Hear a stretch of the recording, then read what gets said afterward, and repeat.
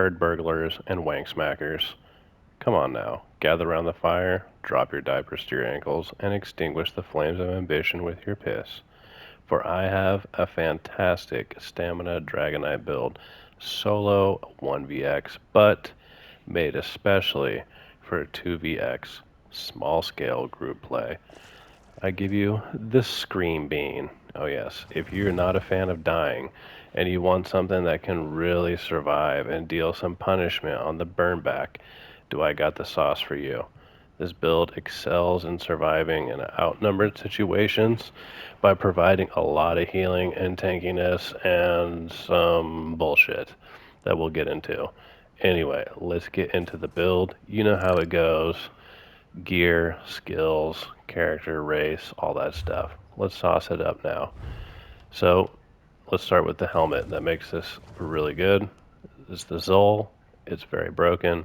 You can go get it in Imperial City sewers, and essentially every time you break free, you fear everyone around you, gain weapon and spell damage, and this doesn't have a cooldown, so every time you become CC'd and break free, you will fear everyone around you.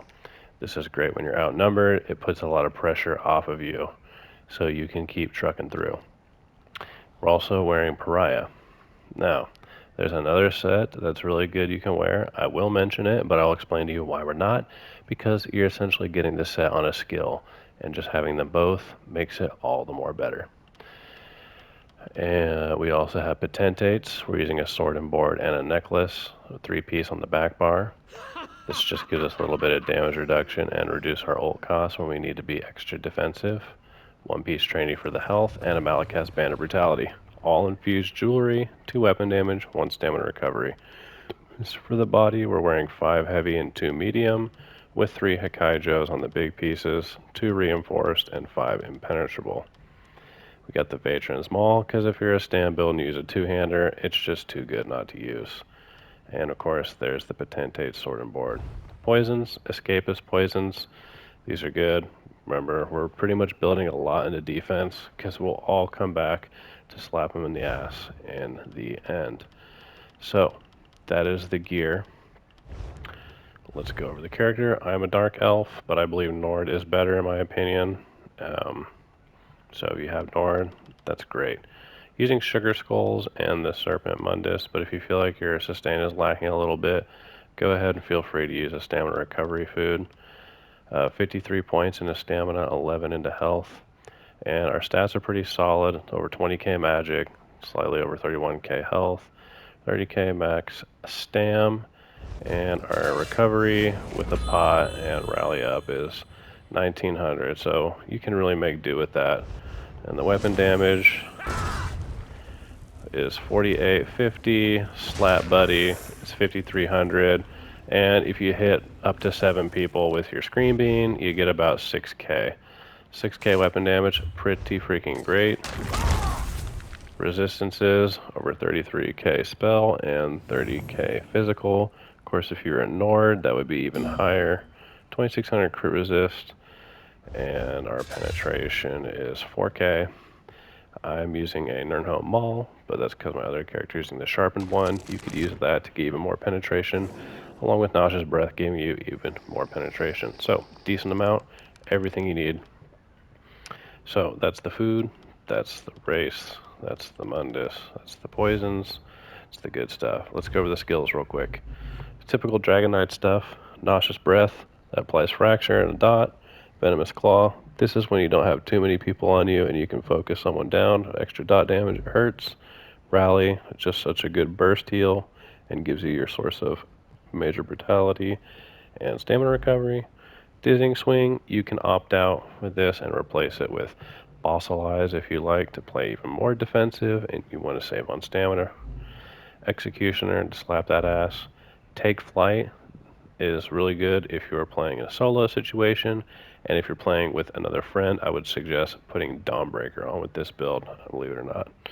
Let's go on the back bar with Fragmented Shield. This is our source of major mending. Also gives a little bit of stamina back, and a tiny piss poor shield that you won't even notice. Cauterize, really strong, heal over time, You know, it gives you 4 good cock smacks in the face with delicious heal balls. Resolving Vigor, you know, typical, you're a stam character, you use it. I mean, not much to say about that. And here's why we are not running what I was going to tell you before, Undertaker. Because why wear a 5-piece Undertaker when you can literally have the 5-piece in one skill? And this is going to give us a ton of healing. So we get all the benefits of Pariah's tankiness, but we also get all the deliciousness of Undertaker all right here at the low cost of 2100 health. That's right. Just pop your vigor, and then after the very first tick, it's already replenished the health cost to spend Sanguine Altar. This, all the damage that you deal in AoE, Dragon Spike, Breath, Claw, whatever, is all going to return back to health to you, and this is going to keep you healing really hard. I mean, you've already got Cauterize and Rally and Vigor, so you're healing up really great. Trust me. This is juicy. Volatile Armor, standard.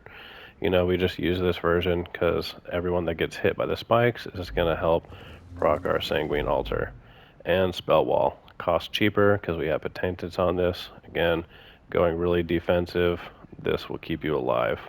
Big time. So that is the skills. Let's go over the CP really quick. Like before, I'm not going to go over all the passives, just the main slaughter ones. We have Master at Arms, Thaumaturge, which I'm going to change that out. Yeah, probably better to go with Deadly Aim instead of Thaumaturge. Resilience and Duelist Rebuff. These two at the bottom are pretty much always going to be there for the foreseeable future.